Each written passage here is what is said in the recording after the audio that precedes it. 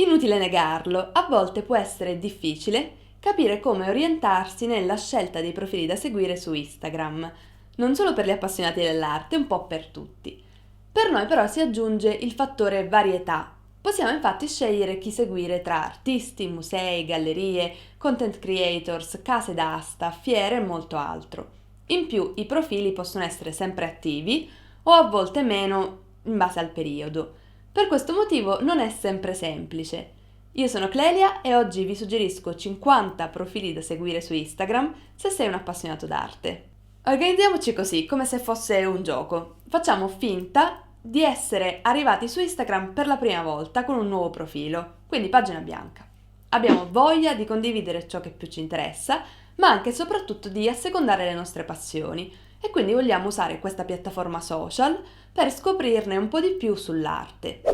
Iniziamo a riempire questo contenitore. Siamo nuovi, quindi non sappiamo ancora come funzionano gli hashtag tipo art lover, museum lover, storia dell'arte e via dicendo. Ma da qualche parte dobbiamo pure iniziare. Quindi decidiamo di iniziare andando alla ricerca dei primi luoghi dell'arte che ci vengono in mente, i musei. Ovviamente non tutti i musei che amiamo, abbiamo visto o conosciamo avranno un profilo Instagram attivo ed interessante. Quindi vi suggerisco di iniziare da quelli della vostra città, che sicuramente se lanciano l'iniziativa saranno i più interessanti da scoprire e sostenere per voi, e poi di dare un'occhiata al resto del mondo. Instagram infatti ci permette di scoprire cosa succede nel mondo dei musei anche all'estero. Se come me siete amanti dell'arte del Novecento e contemporanea, i primi due must da seguire sono il MoMA di New York e la Tate di Londra. Entrambi infatti non si limitano a postare foto delle opere della loro collezione, ma creano contenuti ad hoc, promuovono articoli presenti sui loro blog e portano anche video e interviste con curatori e artisti sui GTB. E non sono neanche gli unici a fare tutto questo, però se non siete lì scoprirete che molti profili dei musei non ha senso aggiungerli così dal nulla. Comincerete invece a seguirli per via dei viaggi che farete, come è successo a me. 3 musei che ho cominciato a seguire per questo e che sono rimasti tra i miei preferiti sono il Prado di Madrid, che sforna una marea di contenuti, dirette, IGTV e approfondimenti sulle opere della collezione, e poi la Fondazione Beyeler di Basilea, perché racconta attraverso immagini stupende le sue attività, e infine il Mambo di Bologna. Voi siate bolognesi o no, non importa, perché i loro 2 minuti d'arte sui GTV sono per tutti, ovunque, e sono certa che vi piaceranno. Ma il Mambo non è l'unica istituzione italiana ad avere un profilo interessante su Instagram. Vi consiglio, per un profilo alternativo, divertente e soprattutto non fuori dagli schemi, ma proprio senza schemi, geniale, la Fondazione Sandrettore Baudengo. E poi ce ne sarebbero tanti altri di musei e istituzioni da seguire, ma abbiamo detto che c'è un contenitore che va riempito e che su questo fronte lo riempiremo grazie ai nostri viaggi e alle visite. Adesso abbiamo voglia di qualcuno che ci parli di arte, ma che non siano sempre solo istituzioni. Qualcuno che magari la vive tutti i giorni, da appassionato come noi, e ce la racconta a modo suo.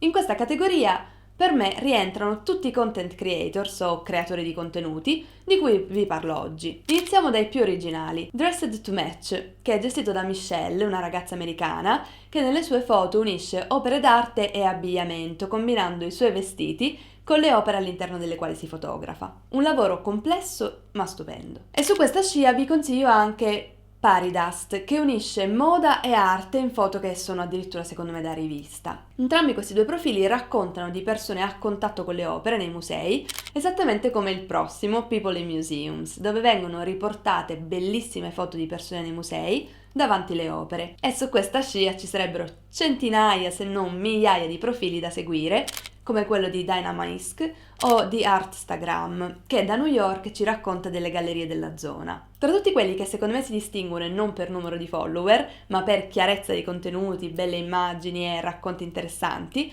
all'estero ci sono Girl Sees Art, completamente dedicato all'arte contemporanea, è curato da una ragazza che ha lanciato anche una campagna molto interessante di yoga nei musei. E poi sempre nell'ambiente di New York, è abbastanza interessante, c'è anche quello di Maria Brito, un genere completamente diverso dal mio, molto americano, ma che ha aiutato me ad incuriosirmi sui diversi nuovi artisti che ci sono in questo momento. Più dolce invece nel modo di fare, con un mix di foto di arte e vita quotidiana, vi suggerisco Vera Bertran e il suo cagnolino che, se non ricordo male, tra l'altro si chiama Basquiat. Sempre rimanendo tra i profili internazionali, poi ce ne sono due di curatori di progetti per una rivista inglese che io leggo spesso e si chiama Artsy e che vi suggerisco, dato che siamo qui, di seguire anche su Instagram. Comunque, i due profili dei curatori sono quelli di Market the Museum, perché le sue foto sono spettacolari, secondo me le più belle tra i profili di arte che io seguo, e sempre e soprattutto riconoscibili quando scrollo il feed. E poi Elena Sobolova, che non solo condivide opere d'arte del Novecento e contemporanea, ma ultimamente fa anche dei reel molto molto carini come quello sulla Infinity Room di Kusama. Ma Instagram non è soltanto il social perfetto per belle foto e reels, infatti c'è anche chi con successo e con passione condivide contenuti di storia dell'arte, e mi riferisco a Let's Talk About Art, che ogni giorno posta una nuova foto con una spiegazione dell'opera o dell'artista che l'ha realizzata. È una cosa simile, però diversa, fa anche Brett Gorby, che posta un'opera accompagnandola con una poesia e alcune volte anche con una canzone. Ma in questo nuovo account in cui stiamo aggiungendo tutti questi profili non possiamo sempre soltanto guardare all'estero. Quindi facciamo anche un salto in Italia per aggiungere qualche content creator italiano.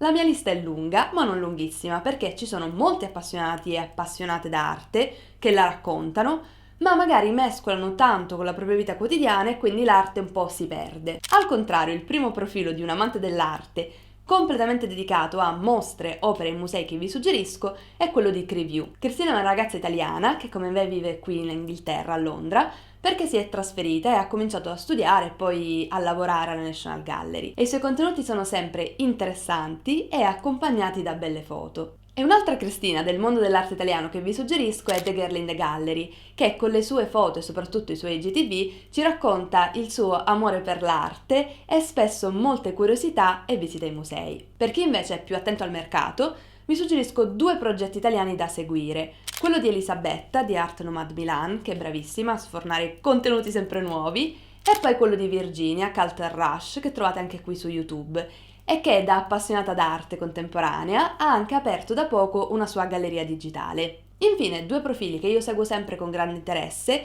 e che uniscono più arte e fotografia sono quelli di Giusy, che con l'Essis Art non solo ci racconta delle opere che vede nei musei, ma anche della sua passione per la fotografia, e poi quello di Anna e Anastasia di Travel on Art, che con Thor vanno in giro per l'Italia e non solo a raccontarci la street art e ci fanno scoprire sempre nuovi mondi in maniera molto spontanea e davvero interessante. Non vogliamo però affidarci né solo alle istituzioni né solo ai content creator, che giustamente fanno una selezione per noi. Quindi decidiamo di aggiungere alla nostra lista le riviste, i critici o curatori. Ve ne cito solo 5-6. Tra i critici contemporanei non possono mancare Jerry Salz e Francesco Bonami, che alcune volte si mettono anche a discutere fra di loro proprio su Instagram. E tra le riviste invece Artsy, quella che ho citato prima, e in Italia Art Tribune, che posta sempre delle bellissime foto storiche di artisti del Novecento. Se poi volete invece giocare un po' con l'arte, c'è il profilo di Google Arts and Culture. Oppure se al contrario volete mescolare l'arte con l'intrattenimento e il mondo della musica e della televisione, c'è il profilo di Daniela Collu, che molti conoscono come la presentatrice di Hot Factor, ma è anche una storica dell'arte. E se si seguono i critici, si vorranno seguire anche un po' di artisti su Instagram. Il mio suggerimento in questo campo è: se siete appassionati di un artista o di un movimento del passato come Van Gogh, Dalì o Warhol e volete tutte le loro opere nel feed, allora seguite tutte le loro fanpage. Io personalmente non lo faccio, però non ci troverei nulla di male nel farlo. Invece, se volete seguire i vostri artisti contemporanei preferiti, allora è più semplice. Il primo da seguire è Banksy, perché usa Instagram come piattaforma di tutte le sue anteprime. Mi ricordo perfettamente di aver visto, all'uscita dall'ufficio l'anno scorso, il suo post sul Gross Domestic Product, il suo pop-up londinese, e di aver preso al posto della metro che mi portava a casa immediatamente il treno per andare a Croydon a dare un'occhiata. Quindi seguitelo se non volete perdervi le ultime opere direttamente da lui, senza filtri. Un altro profilo strano e interessante è quello di Cattelan, che fino ad un po' di tempo fa postava un solo post al giorno, cancellando sempre i precedenti. Ha smesso da un annetto, ma io continuo a seguirlo, magari tornerà a farlo e alcuni post erano interessanti. I prossimi artisti sono affermati, ma dovete seguirli non tanto perché lo sono, ma perché sono attivi su Instagram e postano cose interessanti e legate ai loro lavori costantemente. Sto parlando di Ai Weiwei, che è stato un po' sotto polemica ultimamente per i suoi post di Instagram, Marina Abramovic, che è presente con il suo istituto e posta delle foto stupende dal punto di vista tecnico e del contenuto, e poi Cindy Sherman, che usa la piattaforma social per continuare a postare i suoi autoritratti. E infine lo studio di Olafur Eliasson, perché con le sue opere e le sue iniziative sociali penso sia davvero uno degli artisti viventi più interessanti del nostro secolo. Però vorrei che questo video fosse anche un'occasione di scoperta, quindi vi segnalo velocemente altri profili di artisti internazionali che vi suggerisco. Iniziamo dalle donne artiste internazionali. Kara Walker, di cui vi ho raccontato nel video sulle 20 opere degli ultimi 20 anni. Da seguire. Zaboo, street artist che lavora moltissimo a Londra e realizza dei muri stupendi come quello di Frida Kahlo in zona Victoria Station. E infine Lara Zankul, un'artista concettuale libanese che racconta attraverso le sue fotografie la nostra storia e la nostra società contemporanee. E sempre in tema fotografie passiamo invece poi ad una coppia, DR Guerda, che da fotografi entrano nelle loro foto e cambiano lo spazio che li circonda, facendoci vedere l'immagine da un'altra prospettiva. E infine due artisti italiani, Fabio Viale, che io adoro perché crea queste sculture in marmo ma che sembrano quasi prendere vita, pur rimanendo molto contemporanee e vicine ai nostri gusti e alla nostra società, e poi Fabrizio Cotognini, che è uno dei miei artisti italiani preferiti e riesce a farmi fare un tuffo nel passato, nelle origini della nostra storia dell'arte, ma in maniera del tutto nuova e consapevole. Benissimo, il nostro feed comincia già a riempirsi di opere, novità, reel interessanti, arte e poesia, foto stupende e anche nuovi artisti. Adesso però manca il mercato, mancano le novità in fatto di pezzi che andranno in asta o di stand nelle fiere. Anche per quello, come per i musei, il tempo vi aiuterà a scegliere i vostri preferiti. Io intanto vi consiglio qualche profilo interessante secondo me. Iniziamo dalle case d'aste. Sotheby's e Christie's, per iniziare a capire cosa aspettarsi sui profili legati al mercato, sono i due più istituzionali. E poi quelli personali. Iniziamo con un art advisor, Laura Smith, che vi farà scoprire diversi nuovi artisti con cui lei lavora. Passiamo poi a Rebecca Way, ex direttrice di Christie's Asia, che porta in giro con lei i suoi follower postando opere internazionali e che a volte ci dà la possibilità di conoscere qualcosa in più di legato al mercato asiatico. E poi lui, Jerry Gogosian, che non vi racconterà del mercato in senso stretto, ma attraverso meme e satira vi farà sicuramente sorridere sul mondo dell'arte, i galleristi, gli artisti e i curatori, nessuno escluso. Per quanto riguarda gallerie e fiere, molto dipende da quelle che frequentate, è vero. Però quello di Art Basel, ad esempio, è un profilo molto interessante. Mentre fra le gallerie italiane, la Tornabuoni, secondo me, fa un bel lavoro di promozione dei propri artisti, con un misto di opere, mostre e foto, anche d'epoca. E ultimo, ma non per importanza, il profilo della famosa galleria online americana Saatchi Art, per trovare nuovi artisti e fare scoperte davvero interessanti. Il gioco è finito e il nostro nuovo account adesso ha più o meno 50 nuovi profili, da cui scoprire le chicche e i segreti del mondo della storia dell'arte. E se questo video ti è piaciuto lascia un like e iscriviti al canale. Inoltre ti consiglio di dare un'occhiata al mio profilo Instagram, dove condivido contenuti a tema arte e dove mi trovi come Art and the Cities. Grazie e alla prossima!